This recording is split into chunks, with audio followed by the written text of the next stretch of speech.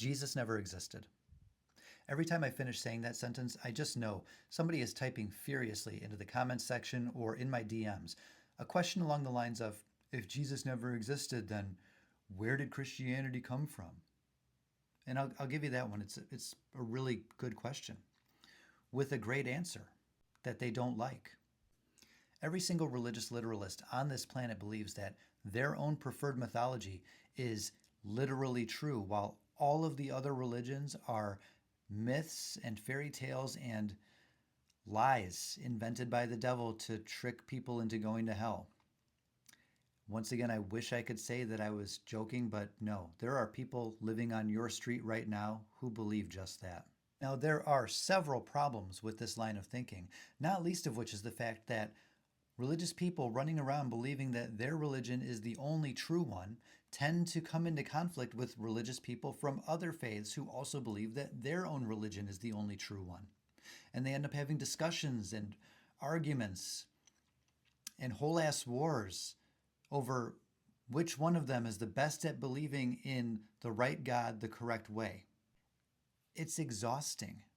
It's also pretty confusing for those of us who remain unaffiliated, because from the outside, these religions all seem to be saying the same basic thing. They all have the same basic message.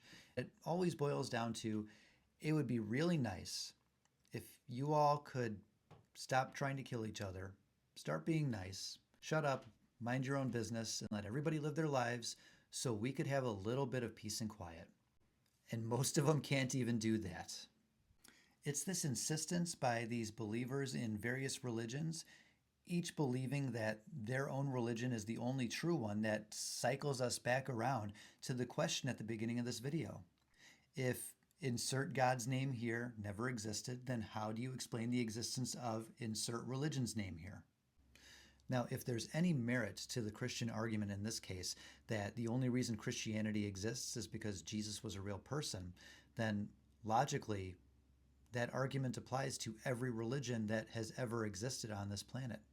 The only reason people could have possibly worshipped Odin and Zeus is because Odin and Zeus were real people. Same thing goes for Baal and Quetzalcoatl. They all must have existed. At least if you want to remain logically consistent, you have to allow for the possibility that these different gods were based on real people who actually existed in history. And you have to apply that logic to every single deity that's ever been worshipped. Even Krishna and Shiva, they must have been based on real people. Otherwise, how could the religion possibly exist?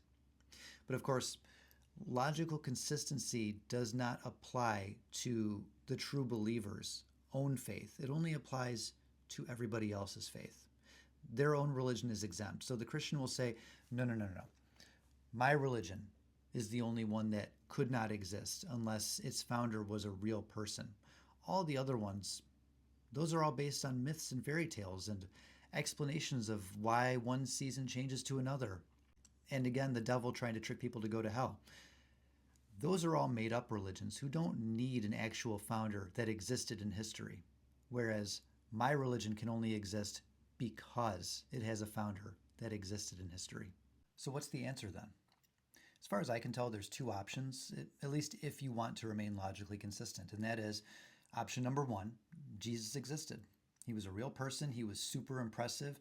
And therefore, people began to worship him as a god. But if that's your choice, you also have to allow for the probability that the gods of other religions were also real people who were just as impressive as Jesus and were also deified. Option number two is that it's all just made up. It's all just mythology that we tell ourselves to try to make sense of the world we live in. I told you, Christians do not like the answer to this question.